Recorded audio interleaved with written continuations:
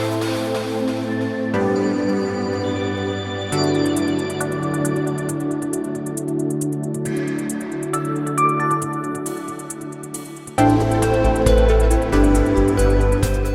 a todos y todas, estamos haciendo un nuevo capítulo del programa Hablemos de Salud Pública. Hoy vamos a estar viendo un tema muy interesante que tiene que ver con las creencias respecto a la noción de riesgo que tienen las personas. Por ejemplo, hay quienes no acatan o obedecen las normas impuestas por la autoridad sanitaria. Vamos a estar analizando este tema junto a quien nos acompaña hoy, Giselle Davis, antropóloga y académica del Departamento de Salud Pública de la Universidad de Talca. ¿Cómo está, Giselle? Bienvenida. Muy bien, Daniela, muchas gracias por la invitación. Sí, gracias por estar acá y participar además de este bonito programa que hacemos. Giselle, ¿a qué nos referimos cuando hablamos de la creencia que tienen respecto a la noción de riesgo que tienen las personas? Partamos por ahí definiendo un poco ese concepto. Claro, la noción de riesgo es una noción que apela a la vulnerabilidad de las personas. Es cuando yo, de acuerdo a ciertas circunstancias, a ciertos valores, también a ciertos intereses, ¿no es cierto?, evalúo que puedo ser susceptible de un riesgo en el sentido de un daño, de un malestar.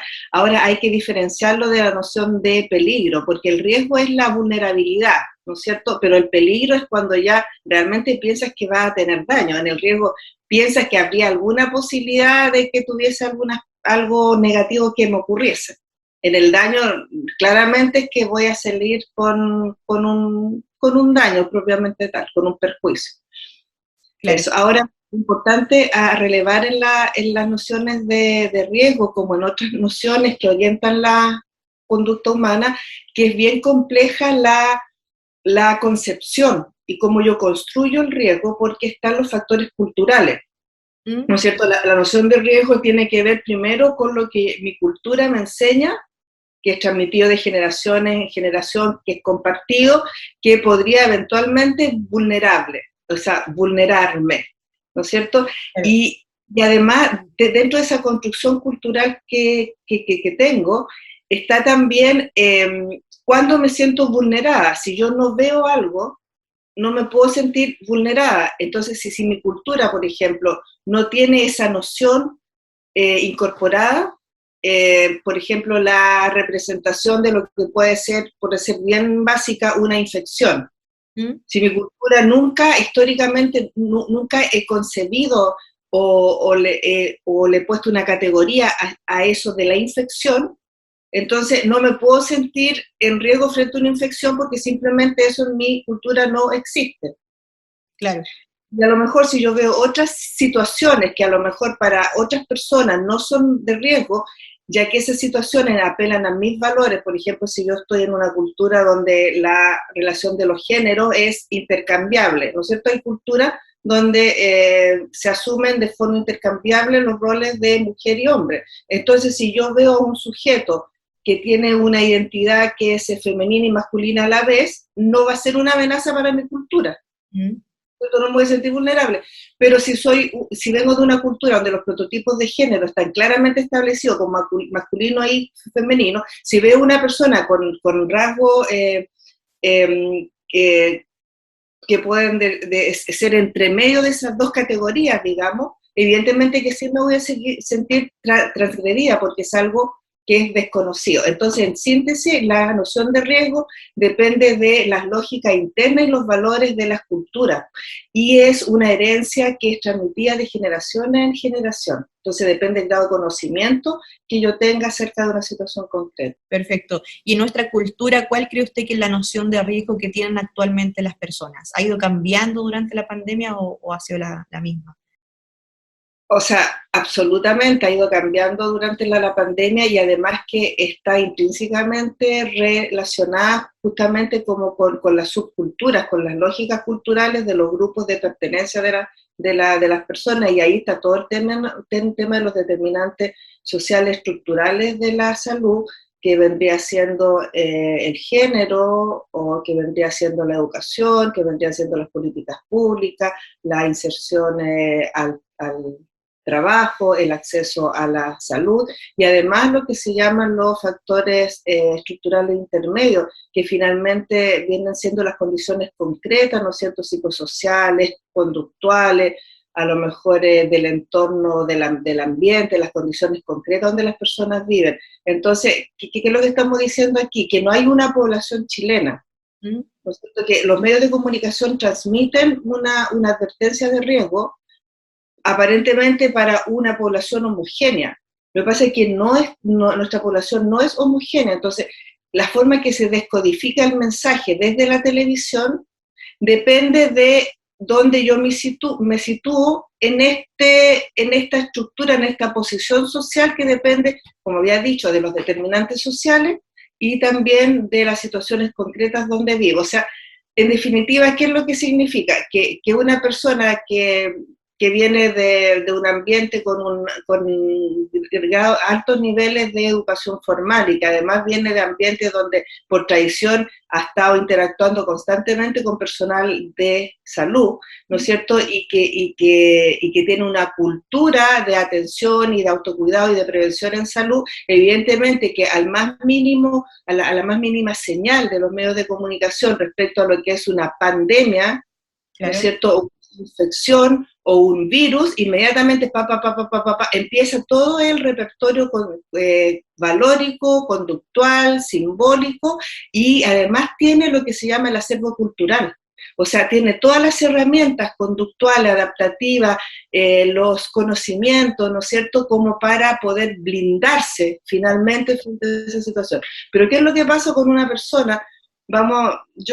Que viene de un lugar, ¿no es cierto?, donde la concepción, vamos a ver una persona que viva en el campo, que sean crianceros, por ejemplo, de cabra, con niveles educacionales históricos que alcanzan ahora con suerte la enseñanza media, ¿no es cierto? Y que el acceso a la salud es absolutamente remoto, o sea, dependen de las rondas médicas eventuales y el consultorio, que también son consultorios con muy pocos recursos médicos, porque evidentemente hay un rezago y un castigo a los sectores rurales en nuestro país horrible.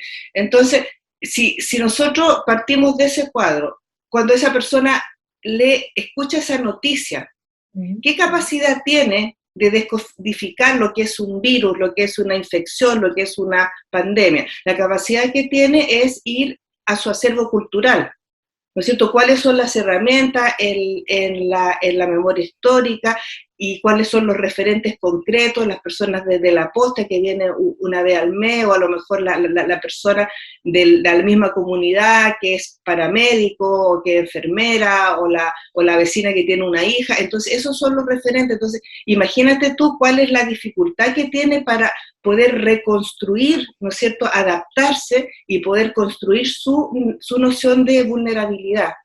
O sea, si tú comparas ambas, entonces por eso, entonces esa persona, ¿qué es lo que va a hacer? Va a echar mano a sus referentes culturales, ¿ya? Entonces en sus referentes culturales, a lo mejor, como no está la noción de virus, ¿no es cierto?, entonces a lo mejor si algo no se ve, simplemente no existe, ¿no es cierto?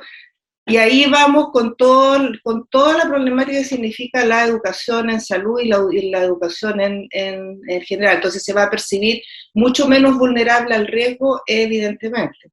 Es como hay un chiste que yo lo comparto en Educación para la Salud con los y las estudiantes, que muestra una señorita frente a un joven, y la señorita imaginando ser joven, y la señorita le está hablando a la matrona. Entonces la matrona le dice si ha tenido alguna conducta de riesgo en el VIH, y le dice, y la niña se acuerda del joven y dice, ¿sabe que no? Se veía bien limpiecito.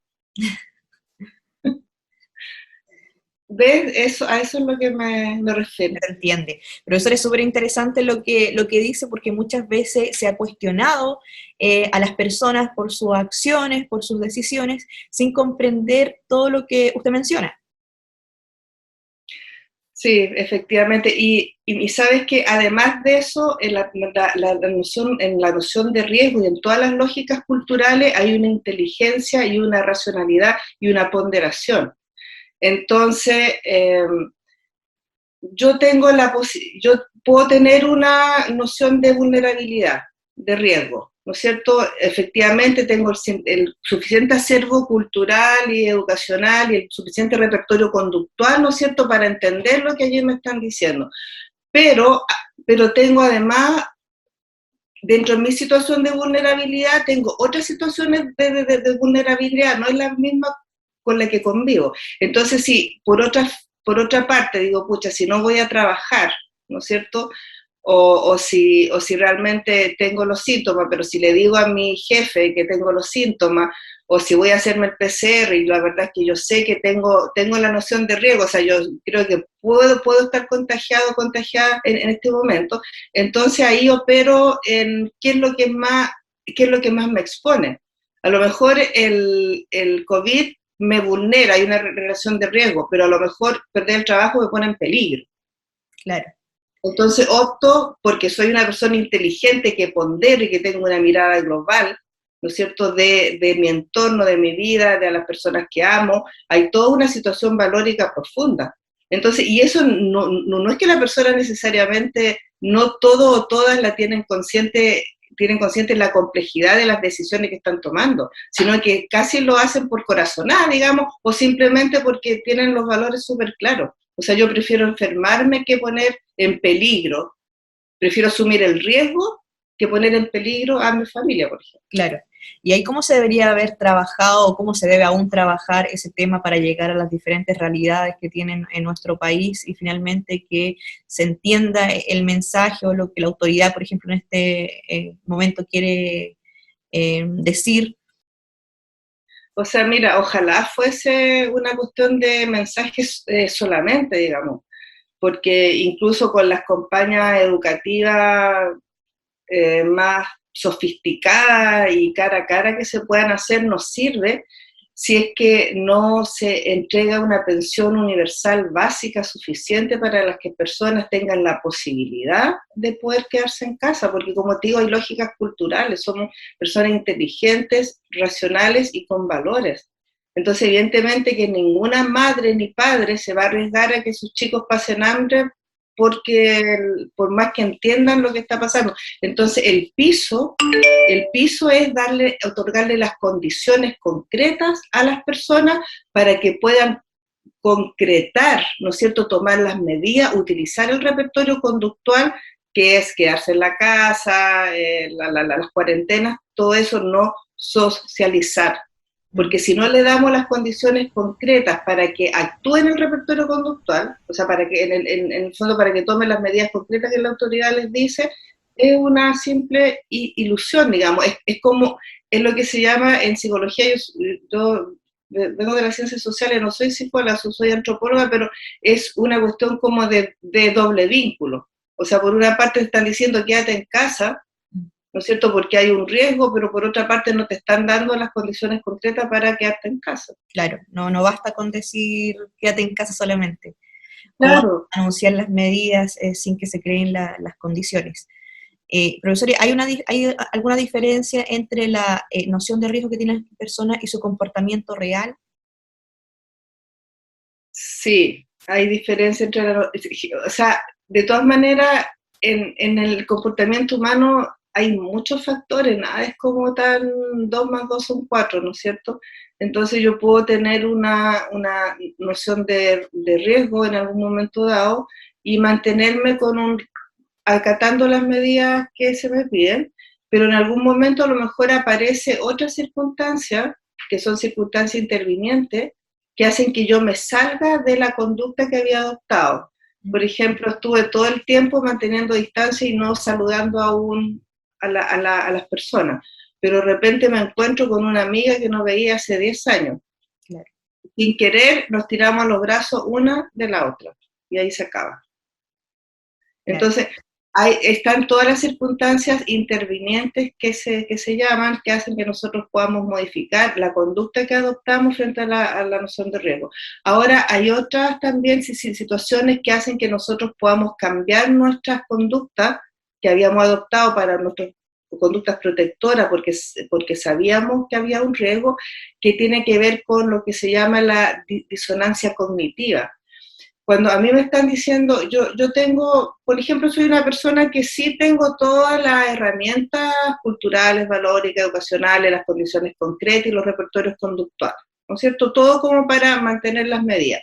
Pero de repente escucho a la autoridad y me está dando un mensaje que es contradictorio o disonante cognitivamente con lo que me están diciendo. O sea, me están diciendo que hay un riesgo, que tengo que cuidarme, y me dan un permiso para salir de vacaciones.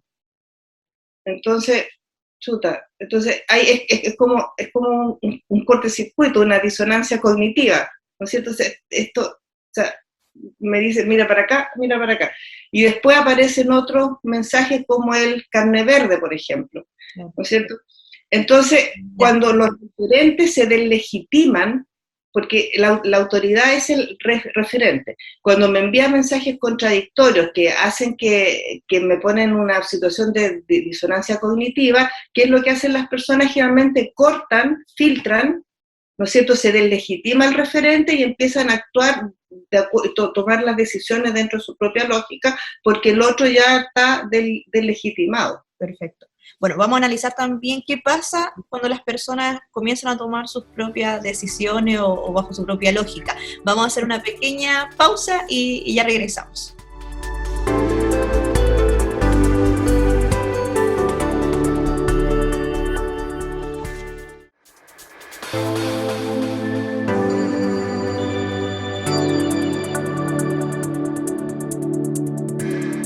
Estamos de regreso, estamos hablando en este capítulo sobre las creencias respecto a la noción de riesgo que tienen las personas. Nos acompaña Giselle Davis, antropóloga y académica del Departamento de Salud Pública de la Universidad de Talca.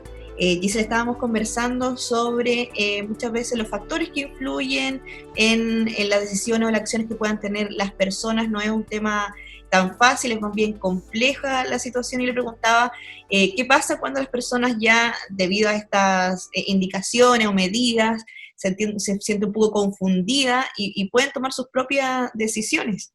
¿Qué pasa ahí? Claro, ahí lo que pasa es que el control es interno, endogámico. Endogámico significa dentro del propio grupo. Entonces ahí es la cultura, las prioridades, los valores internos que van operando, y las personas construyen sus propios factores protectores. En el fondo, como las otras medidas están delegitimadas, crea sus propias reglas en español. Entonces hay un fenómeno, por ejemplo, que se llama las comunidades higiénicas. Sí. La comunidad higiénica significa ya, yo me cuido, ¿quién se cuida como yo? La Panchita, la Gloria, la Loreto, ¿no es cierto? El Matías, la Sol, el Marco. Entonces y con esas personas me empiezo a juntar, puedo tomarme un traguito, un café, salir a caminar, invitar. Esas son las comunidades higiénicas, las personas en las cuales yo confío, ¿no es cierto? Ahora, ¿qué es lo que pasa? Si son personas adultas, depende de los niveles de responsabilidad y la capacidad que tengan las personas de medir las consecuencias, y eso tiene que ver también, no quiero desvalorizar a los y a las jóvenes, pero evidentemente que todas vivimos y todo un proceso de aprendizaje. Entonces, cuando somos más jóvenes, estamos aprendiendo todavía, entonces las consecuencias que puede ver una persona de 40, 50 años no son las mismas consecuencias que puede ver una persona de 20. Además que en cada ciclo vital tenemos urgencias distintas. Así como para el joven, para el niño es urgente jugar. O sea, es una cuestión de vida o muerte, no sé, o sea, si el niño pierde una pelota, se le va el objeto con el cual puede jugar, y es pataleta, es angustia, ¿no es cierto?, es una urgencia. Ahora, si a las jóvenes que están en todo ese proceso como de búsqueda de pareja, de sociabilidad, de necesitar pertenecer a un grupo, también. Claro, si a un joven adolescente le quitas tú la posibilidad de la sociabilidad, o sea, es lo mismo que quitarle la pelota a un niño. Mm. Entonces, evidentemente que ahí uno lo que empieza a hacer es a relativizar, que se llama. Porque los seres humanos necesitamos para actuar, para comportarnos, una justificación ideológica. Además de lo que sentimos, somos súper complejos, muy, muy complejos. Las personas inteligentes, y todas lo somos, son sensitivos, necesitan ideas, necesitan valores, necesitan placer también, necesitan reconocimiento. Entonces empezamos a relativizar el mensaje. Aunque yo sea una adolescente que tengo todos los recursos, el repertorio conductual, que son las formas de actuar, que tengo todos los conocimientos, que tengo todas las condiciones concretas, o sea, no necesito ir a trabajar, puedo estudiar por Zoom, etcétera, aunque tenga todo eso, voy a empezar a relativizar la noción de riesgo, la voy a empezar a adaptar a mis necesidades, y eso no es que la hagan necesariamente conscientemente. Porque mi impulso vital, si lo puedo decir, un psicólogo aquí me va a destrozar si me escucha, yo soy antropóloga, lo digo con todo respeto, ya no sé la palabra técnica, pero si el momento psicosocial que estoy viviendo es de sociabilidad, necesito eso para mi identidad, para nutrir mi alma en el fondo, ¿no es cierto?, y para seguir desarrollándome, voy a relativizar esa noción de riesgo y voy a ir a lo que hemos visto. Voy a ir a una fiesta, voy a juntarme con los amigos y con las amigas. Claro, eso pasa con muchos jóvenes adolescentes actualmente en nuestro país. ¿Qué otro factor influye? Usted habla, por ejemplo, de la deslegitimidad de las autoridades. Eso también es un punto importante. Sí, no es un punto agradable de tratar, porque nosotras y nosotros en salud pública tenemos lo que es la noción del riesgo evitable, ¿no es cierto? O sea, hay muchas situaciones que pueden ser evitadas y que con los factores estructurales, y uno de los factores estructurales son las políticas de salud y la gobernanza, la forma que se organiza, que se gestiona el gobierno. O sea, nosotros podemos tener la gobernanza a nuestro favor o en contra. Desgraciadamente en Chile lo hemos tenido en contra, ¿no es cierto? Porque en países donde, o sea, los recientes estudios han demostrado que hay una asociación entre mayor legitimidad y confianza de las personas hacia el gobierno y el acatamiento de las medidas sanitarias. Entonces, esto no es concluyente, porque como estamos estamos en ese proceso, pero hay varios estudios que están diciendo, sí, mira, hay una relación entre que el gobierno sea confiable, ¿no es cierto?, y cómo la gente se comporta o hace o no caso. Tenemos el caso de Canadá con Pierre Elliott Trudeau, por ejemplo, ¿no es cierto?, y que solamente después como de un año y medio empezaron a aplicar sanciones, porque había un grupo específico que no estaban acatando, pero durante un año y medio no era necesario ninguna sanción. El Pierre Trudeau o los primeros ministros hablaban y la gente lo hacía. Claro. Tenemos el tema de Alemania, de los Países Bajos también. Entonces, ¿qué es lo que pasa? En nuestro país, por diferentes razones que tienen que ver con las competencias, como de las personas que elaboran las políticas, que ejecutan las políticas, porque finalmente se ha deslegitimado el gobierno. Y además que la pandemia llegó en un contexto ya de crisis política de representatividad por el estallido social. Del estallido social. No teníamos por dónde, o sea, un gobierno con crisis de legitimidad y pandemia, y no hay un manejo adecuado, por lo menos en los medios comunicacionales, de la pandemia. Entonces se deslegitimó absolutamente, entonces la persona, en vez de poner atención de lo que está diciendo la tele, se dedica a hacer memes, ¿no es cierto? Así desgraciadamente. Y eso no nos está ayudando. Ahora, pero contrariamente, cuando hay cuestiones positivas que ocurren, porque el gobierno hizo una excelente gestión desde el inicio, ¿no es cierto?, respecto a la vacunación. O sea, inició las negociaciones desde el día 1. Además de eso, fue un muy buen gestionador en eso, se sumó a esa buena gestión del gobierno la solidez del sistema de atención primaria. Entonces, ahí hubo como que anduvieron los dos remando para el mismo lado, y la población, ustedes vieron, eso no es azar, la aceleración con la cual la población se fue a vacunar, porque no basta con la legitimidad del gobierno ni con las condiciones concretas. O sea, con una gestión y una coherencia del gobierno respecto a la urgencia de vacunarse, ni con que haya comprado las vacunas, ni con tener sistemas de atención primaria sólidos. Si las personas no iban, todo eso fracasaba. Pero te das cuenta cómo hay una coherencia.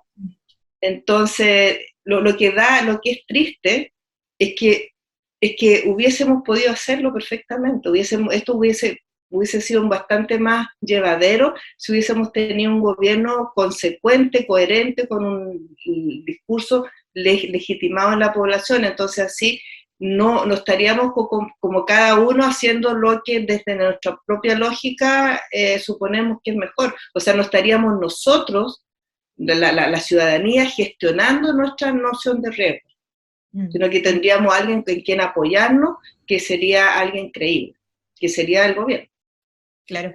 ¿Y qué aspectos, además, culturales, de hábitos, de costumbres, han influido en la propagación de este virus, por ejemplo? Bueno, ahí están todas las prácticas culturales, digamos, nuestros ritos y todo. Bueno, nosotros somos el hábitus cultural del fin de semana con el asado y con los y las amigas, por ejemplo. Eso es un clásico. Puede a lo mejor variar de grupo sociocultural a grupo sociocultural, pero eso es un hábito. Lo otro, que nosotros somos latinos, nosotros somos de piel. Entonces nos tiramos arriba de la otra persona a abrazarlo. El beso tiene que ser el beso dado, no es el beso así como simbólico, sino que el besote. Claro. Somos afectivos, tenemos también eso con los niños, que ahora igual eso me di cuenta que ha cambiado a partir de toda la situación de abuso, donde estuvo la iglesia y todo eso, nuestra relación afectiva con los niños cambió, ¿no es cierto? Pero antes veíamos un niñito rico, un gordo, una gorda, y pensábamos que era un bien común, pues a todo a guaguatearlo, ¿no es cierto? A las cachetitas. Entonces, eso también. Y además, condiciones concretas, que no somos países que lo que pasa es que cuando uno sale de Chile a países desarrollados se da cuenta de cuestiones como súper básicas, por ejemplo, que los espacios, o sea, la pobreza se objetiva, se ve en la cantidad de espacio que tiene cada persona, espacio físico. Entonces nosotros somos como que todos lo hacemos chiquititos, entonces estamos más apretados. Y nosotros y nosotras observamos eso en los y las orientales. Pero si alguien de un país desarrollado nos ve a nosotras, a mí a nosotros, nos da cuenta que nosotros también somos de espacios pequeños. Entonces, el negocio del barrio, por ejemplo, puede ser una cosa chiquitita, ¿no es cierto? O tenemos el puesto de los completos, tenemos un montón de espacios que son pequeñísimos. Ahora no nos damos cuenta con los aforos que hay negocios que puede entrar una persona, ¿no? Claro, sí. De 1 a 5 es nuestro promedio, yo creo, sí. Otra cuestión también que es más masculina, que son los deportes de fin de semana, en la cancha, los estrados. Claro. Nuestra distancia social es más bien cercana, porque todas las culturas tienen como una distancia permitida, ¿no es cierto? O sea, una persona, y eso es inconsciente, porque lo aprendemos desde bebé. Entonces, evidentemente que la distancia del oriental, no me acuerdo ahora del número específico, pero la distancia permitida entre una persona y una persona, entre las personas orientales, es mucho menor. Después vienen los latinos, ¿no es cierto? Y después los europeos, y las norteamericanas, etc. Entonces también pasa eso, que nuestra distancia social es menor. Otra cuestión es que son muchas, yo te puedo dar una lista. Otra cuestión que son las prácticas públicas para recibir los turnos, ¿no es cierto? Si tú vas a otros países, cuando se hace la fila para el metro, para cualquier cosa, las personas como que llegan y respetan su cierto espacio. nosotros y nosotras no sé por qué motivo nos amontonamos. Sí, todas las filas, para el supermercado, para el banco, la gente, pero hoy... Claro que tenemos que estar como pegaditos, así como si tuviéramos frío, ¿no es cierto? Incluso a nosotros, algunas personas, nosotros como que tratamos de tomar distancia, pero la gente, el de atrás se apega, y uno como que se corre, me ha pasado, uno se corre y la persona atrás vuelve, lo sigue. Claro. Y lo otro es que súper interesante son los límites como simbólico de transgresión de la individualidad. En español significa, eso significa que hay algunas culturas donde tocar al otro está bien, y en otras culturas donde tocar al otro es una transgresión. O sea, en Canadá, por ejemplo, yo no puedo tocar a una persona, eso simplemente no se hace. Tú no puedes tocar a una persona a no ser que sea una relación donde hay suficiente confianza, incluso tiene que pasar harto tiempo para que dos personas se puedan tocar así como afectivamente. No estoy hablando sexualmente, estoy hablando afectivamente. Entonces eso tampoco nos juega a favor. Bueno, hay una serie de cuestiones de comportamiento que influyen y que nos diferencian como latinoamericanos, desde condiciones concretas, esa pequeñez y especie de hacinamiento, ¿no es cierto?, en espacios públicos sobre todo. Mira, si hay una cuestión como súper básica que no tiene que ver a lo mejor con el contacto personal, pero si nosotros vemos el tamaño de las calles acá. Claro, las veredas. Claro, ahora igual ahí hay una cuestión económica, que la inmobiliaria por economizar hacen unas calles diminutas, digamos, pero es porque también la cultura lo permite, porque si nosotros fuésemos de otra cultura simplemente eso sería impensable, pero así es. Sí, bueno, ya nos quedan minutos, Giselle, le queremos agradecer, muy interesante lo que nos ha explicado hoy, que también nos sirve para contextualizar o comprender lo que estamos viviendo. Así que le agradecemos que haya participado de este programa. Fue un placer poder compartir esto y ojalá que todo esto ayude a entender que hay mucha educación de por medio, ¿no es cierto?, porque no es mala voluntad de las personas, sino que estamos condicionados, y así como nosotros y nosotros podemos criticar a otras personas, también hay cosas que nosotros y nosotras no vemos y que somos criticables. Entonces ahí el tema de la educación y definitivamente tener una sociedad más equitativa y más digna. Sí. Eso es fundamental.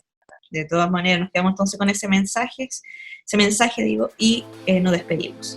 Muchas gracias por acompañarnos y nos vemos en un próximo capítulo. Siga junto a la programación de Campus TV.